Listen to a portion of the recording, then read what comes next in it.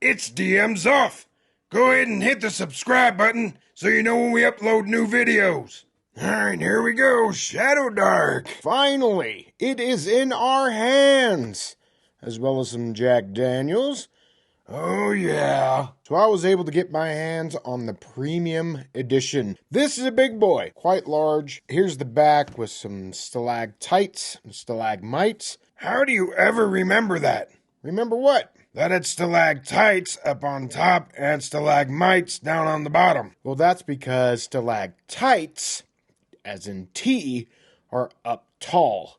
So it's just the way that I remember them. Alright, I'll have to try that out. So it has the Arcane Library symbol on the back here, ShadowDark on the side, and this wonderful art embossed, and just wonderful. I couldn't resist the green. I'm a leprechaun at heart. Yeah, yes you are. Alright, so just for comparison, here is the Old School Essentials Advanced Fantasy Player's Tome. And you can see that ShadowDark is bigger, but given the two between the Player's Tome and the Referee's Tome, it's coming in at about the same sort of thickness. Everything is in ShadowDark. So, player stuff, as well as the Game Master, as well as monsters, magic items, and all that stuff. Yes, sir, all of it inside of this book. Very awesome. Opening up the front side of the covers, just like many of the OSR stuff that's out there, they are using the inside cover, the flap here, and giving you quick reference. They also have it on the back side as well. Very cool. Oh, and here's a cool thing, is that you can see all the different sections of the book, and they have like this gray sort of ink right there, so that you can quick flip as soon as you get used to it all. So much attention to detail that's going on here. Yeah, it's great. So here it is, ShadowDark. Something that I really like that Kelsey Dion has done is the fact that she is so forthright and forthcoming with everything that she's doing. Something you don't often see in role-playing books are the copyrights to who's on what page with their art. And this is such a nice attention to detail. Artists don't really get a lot of the recognition, and sometimes you can't tell what art belongs to what artist. And so this is a really nice touch. It is indeed. Goes through the contents. There are, well, let's see here. It says, Join the Dark on page 323. So over 300 pages of content. The credits are back here, 324. And what's interesting that I found out by reading through is that Kelsey in the Arcane Library are using the Wizards of the Coast Creative Commons. Which I didn't know that they had already done that Wizards of the Coast had done the Creative Commons, which is awesome because it belongs to you and me anyways. It does not belong to Wizards of the Coast. It's yours and it's mine. We just can't use truly copywritten things such as Beholder and Worlds that Ed Greenwood have put together that are still under their copyright. Kudos to Wizards, finally. I don't know, after all those ridiculous things that have happened over the years, finally they did something right. Yeah. Finally, right? Yeah. Introduction. Again, beautiful art throughout. Everything is black and white, which I really love that aesthetic. And it comes across with a very classic feel. So this is definitely an OSR type of game. I would say that it's more like O5R, like O5ER, that there is a foot in the past and there is a foot in the modern, which sets this apart. And really it's what people like Professor Dungeon Master have been talking about, and just taking all the good and going forward. Moving away from things like to hit armor class 0, THAC0. So you need to meet or beat a number in order to succeed. Yeah, Very easy. There's some microfiction within some of the pages here, which I find really fun. Let me just put this out there and say that ShadowDark is Dungeons and Dragons, but better, cleaned up, and to the point. Everything in this book is useful. You can pick up this book, and this is all you need to play, and you're off and running. It's nice to see a company do what we've all been wanting from the beginning. Totally. This game uses your standard array of dice, D4, D6, D8, D10, D12, D20. And it also uses your normal stats that you know and love. Strength, dexterity, constitution, intelligence, wisdom, charisma. And there's the difficulty class. You meet or beat that number and off you go to the races. Nice. More amazing art. And again, this is something that I really love about this game is the art, and it's consistent throughout, the black and white. Love it, love it, love it. And we're getting into the character creation section. Yep. Overview: name, ancestry, class, level, XP, alignment and deity, title, background, stats, HP, AC, attacks, talents, spells, gear. Everything that you need to know right there. Overview. Starting level. And it talks about 0 level characters, and it says on page 116 that you can do the gauntlet, which is like a funnel to just put a bunch of 0 level characters through a hell house. And if you come out on the other side, then that's the character that you start to play with, which is something that was at least codified by Dungeon Crawl Classics and is also in this game, but it's something that has been around for ages. Yeah, I really like that. Just send them through the meat grinder and see who comes out on top, and that's your character. Yeah, it's a very old school thing to do, and it's beautiful. The modifiers go from -4 to +4 for your stats. Cool. Ancestry: dwarfs, goblins, elf, half-orc, halfling, and human. It's interesting that they added goblin. Yeah, a lot of people like playing goblins and the half-orc.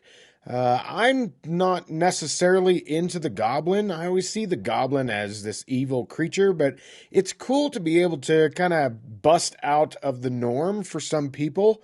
And they're like, yeah, I want to play a friggin' goblin. Yeah, and it's okay. To each their own. More amazing art. And it goes into the different classes: fighter, priest, thief, and wizard. And those are the 4... your main classic classes that you have in, well, D&D from the beginning. Yeah, nice and to the point. But you know what I would really have liked? What's that? To see a witch class. It always perplexed me that there's no witch in the base core classes.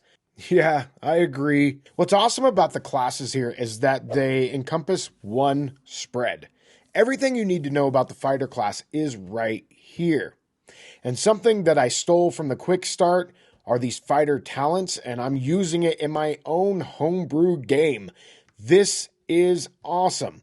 It is a 2d6 sort of roll, so as you level up, you would roll. And for this, that's a 9, so you get a +2 to strength, dexterity, or constitution stat. Very cool. It is random. Obviously, a 2d6 is going to give you a bell curve. So you're going to end up at that between like 6, 7, 8, 9. You're going to end up here more than on the outside here. So it seems like it's very methodically thought out. Yeah, Kelsey is a veteran gamer. She knows what she's doing. Priest class, priest spells known. I love it that it's not spell slots or anything like that. This is just known. And to me, this verbiage means the world. What do you mean?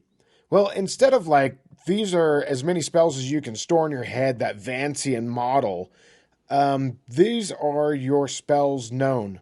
Now, it may be that Kelsey's going for that Vancian sort of thing, but to me it's like, so you can cast 2 first-level spells, but maybe the game master says, no, you can cast maybe 3 or 4. And even within this, within your priest talents and even the magic user talents and stuff, it says, where's it at?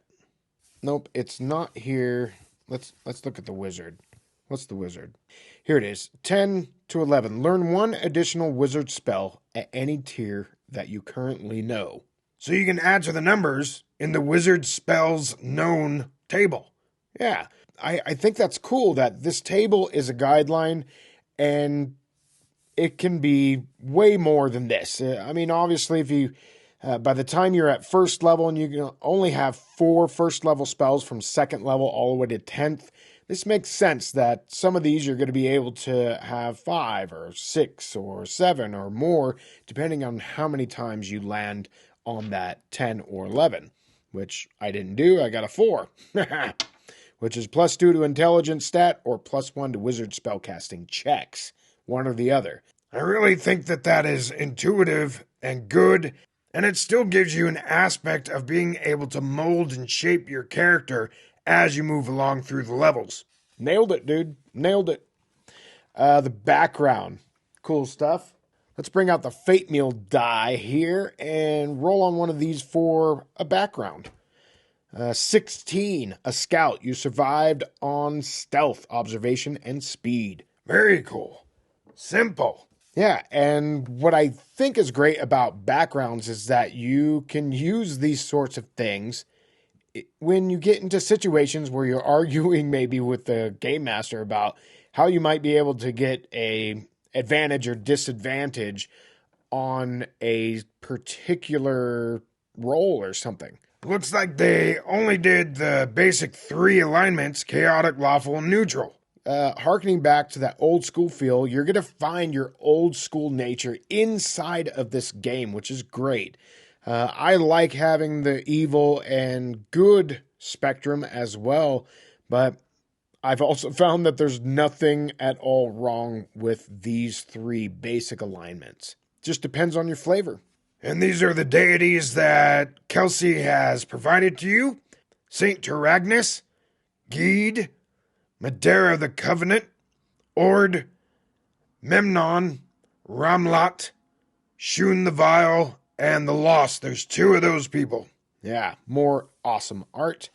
Titles dependent upon your alignment, so lawful, chaotic, or neutral.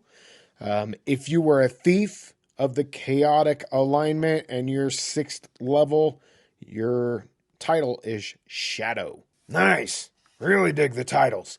I don't know. There's just something really rad about it. Absolutely. Different languages, starting gear, 0 level, you can roll, and you get 1d4 of these, and just your basic stuff, torch, pole, iron spikes, club, caltrops. Beautiful. And something to note here is that these pages are thick, man. Really, really thick. And that's why it's like, okay, it's 325 pages, but it is a thick 325 pages. This book is not going to deteriorate very fast at all. It's going to give you years and years of service. So if you want to roll up your character's name, here's the D20 table right here. Let's say you're a goblin and your name is Iggs. Gives you your experience points advancement. I like that it's low numbers. Man, back in 1st and 2nd edition, it's like 155, 360,000 in order to advance to 7th level. And the numbers, I guess from one aspect, when you look at video games, they like those big numbers, but it really doesn't mean anything in the long run. Yeah, these smaller numbers are definitely more easy to manage. For sure. Want to roll up a random character? Here it is. Bam. Ancestry, what your class is, pre-spells, what deity you follow, languages you might have, alignment, and if you are a spellcaster, wizard spells, your gear. And I love how it's just one spread. It is just beautiful. And this is, even though it looks simple, this is very hard to do. Figuring out what to leave out, which makes it simple and easy to understand. Yeah, it's really hard to do. It's like making a statue out of marble and just chiseling away until you have your perfect image. Yeah, magic, beautiful, beautiful art. How to cast spells. This is a roll to cast system. Rolling a natural 1 and you got yourself a miscast or a mishap. And depending on the tier, it can get worse and worse. So it's a D12 to roll. So if you're rolling a first or second tier spell, and they're called tiers and not levels, thank you so much for doing that. If I'm 5th level, I can cast a 3rd level spell. Just never made sense to me. But if I'm 5th level and I can cast a 3rd tier spell, that I can wrap my head around. So if you do a mishap on a 1st or 2nd tier spell, this is Unstable Conduit. You have disadvantage on casting spells of the same tier for 10 rounds. Oh, that's going to be a bummer. And for 3rd and 4th tier, number 2, Blast Radius. You and all near creatures take 2d6 damage. Brutal. And tier 5 mishaps, a 5, Dark Plasma Aura. Attacks against you pass through a vile aura, dealing double damage for the next 2d6 rounds. Oh my gosh, this is deadly as hell. It is indeed, it is. And then it talks about using scrolls, wands, all of that.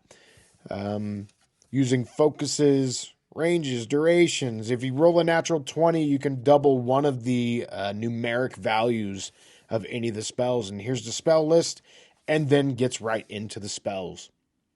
There really isn't a very long, drawn-out, exhaustive spell description, which I really appreciate. Yeah, it is nice to just be able to sum it up in just a few paragraphs or sentences. Yeah. Acid Arrow. Tier 2, wizard spell.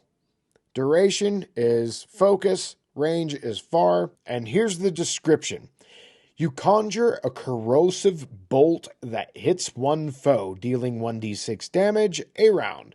The bolt remains in the target for as long as you focus. That's all it says? Yeah, that's all it says.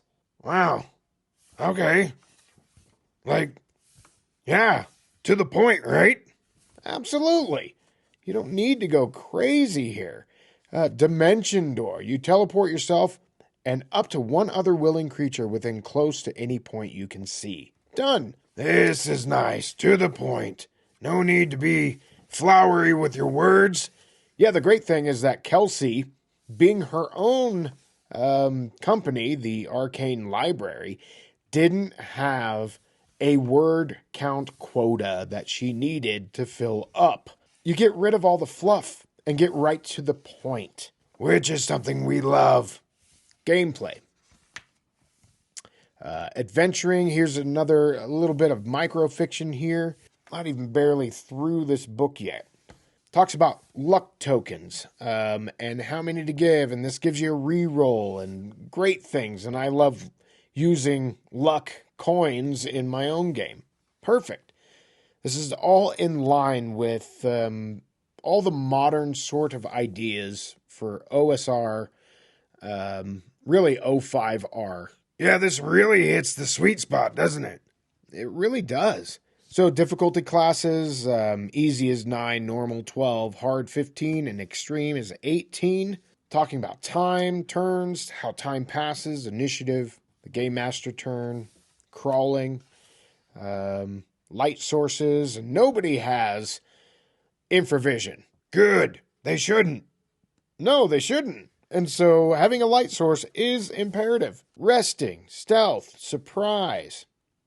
Talks about campfires here. All about combat, death, damage, morale, terrain, overland travel, downtime, carousing. So this is like downtime activity stuff that is, I think, accessible and more useful than what like 5e had come out with. Uh-oh. Did I find I think I found a typo. Crap. This is probably supposed to be a D20 table. I'm an idiot. Okay, it is a D8 plus the event's bonus to determine their own outcome. So you spend a little money, you get a bonus here, and then rolling that D8, you get a bonus. Let's say you spent 900 gold, it would be a 5, so you're fined 10% of your total wealth for starting a full tavern brawl. Oh, man. That sounds like a brutal night. Yes, it does. Monetarily, anyways. Wizards and thieves. And here's a wonderful section on example of play. If you've never really played before and really want to get the gist of things, here is a great few-page spread of how to play the game, or at least watching someone vicariously in your mind's eye. Yeah, it's great. Now, the rest of this book is for the Game Master. More bitchin' art. And, again, sparing no expense, here's a wonderful ribbon that you can throw anywhere you need. Great Game Master section, talking about adventure hooks, who's your audience, dramatic question, really giving you real tools to use for designing adventures, balance, running the game, NPCs, rules versus rulings, which is a very good section. And again, small section, easy, bite size.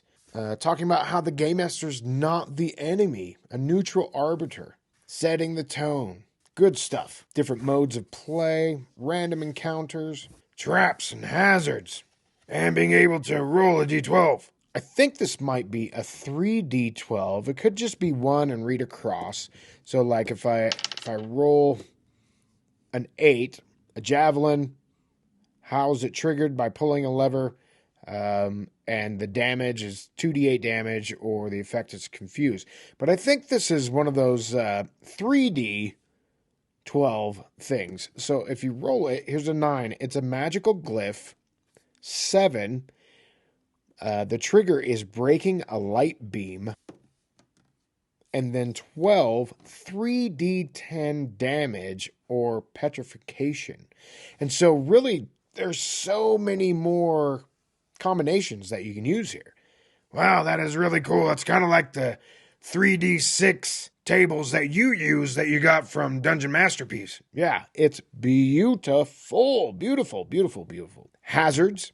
Let's roll one up here. 4, a tar field. 11, the damage is an electrified field. That's really interesting. And then 3, the weaken, exhausting runes.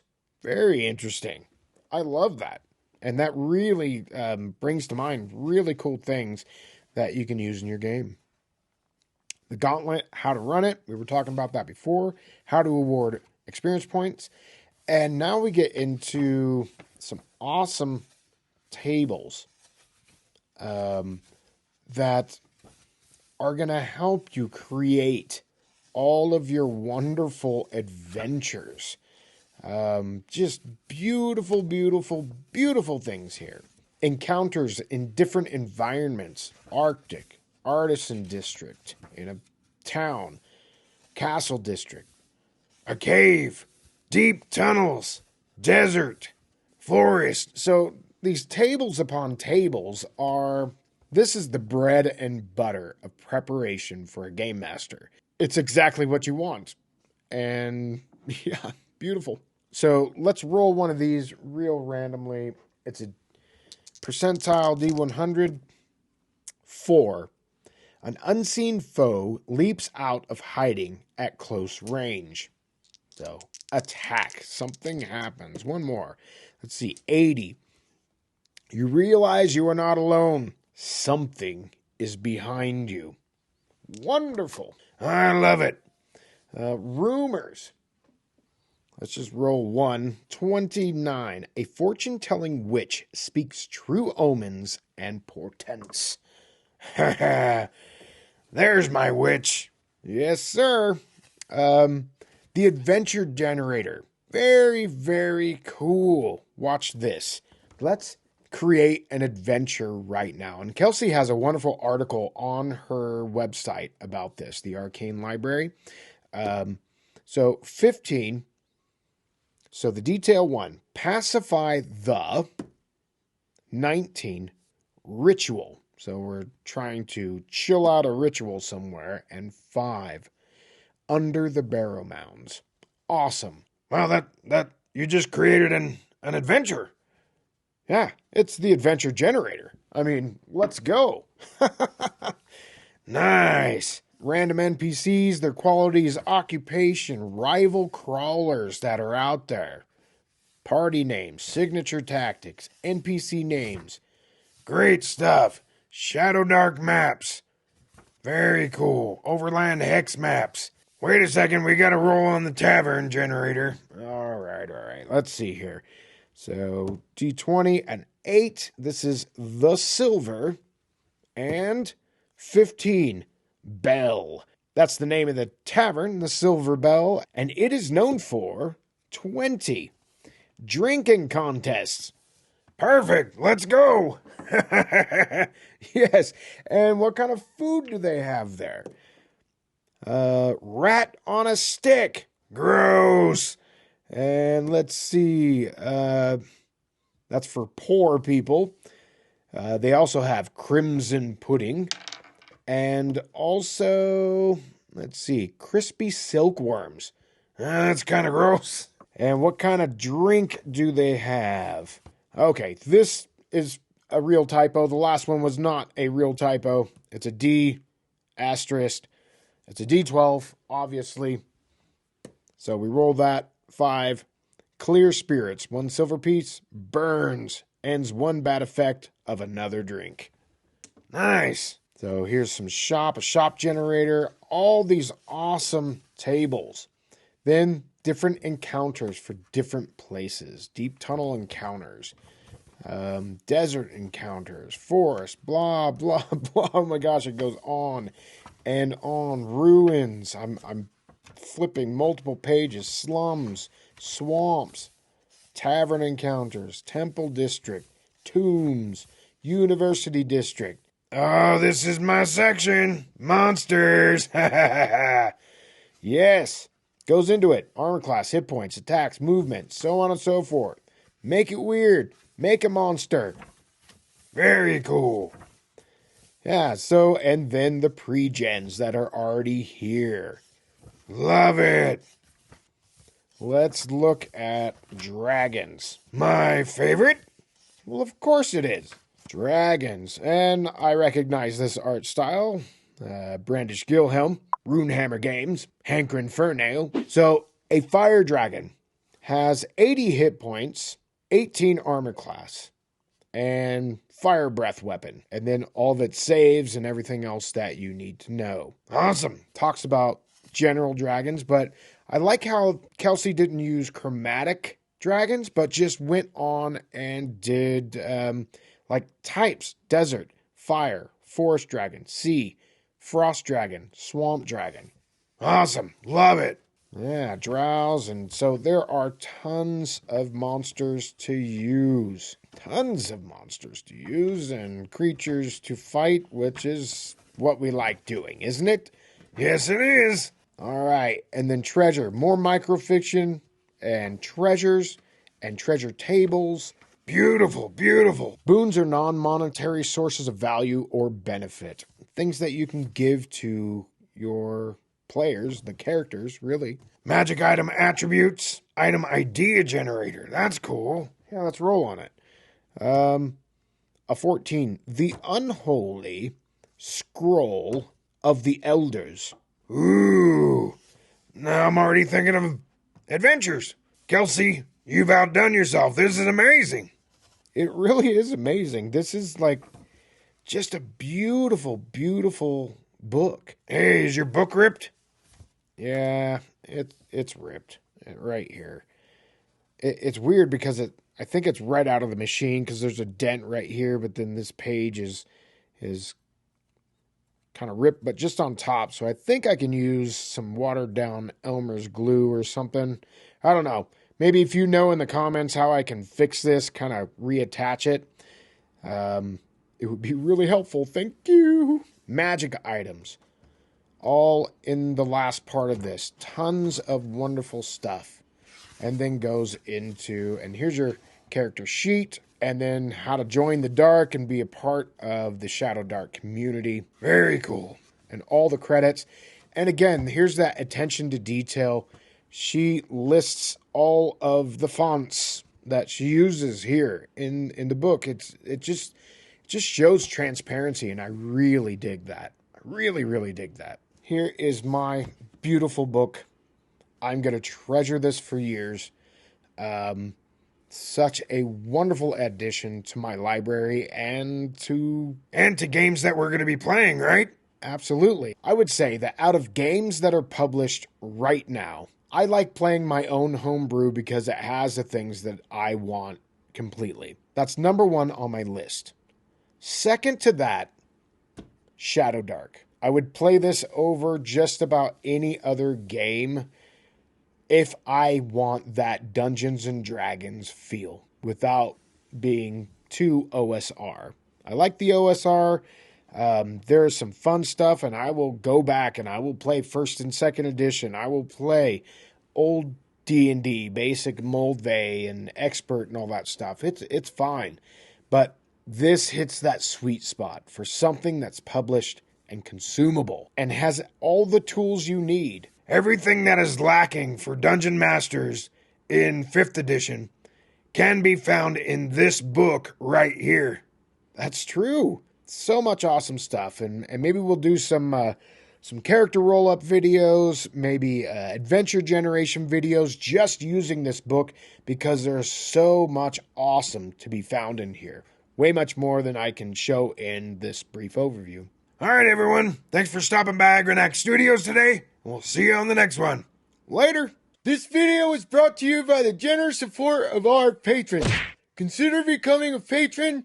There's a link down in the dungeon. Down there. Also, we have links to other places that Agranak Studios is at. All right, do this and do that and do this and do that. And watch this video.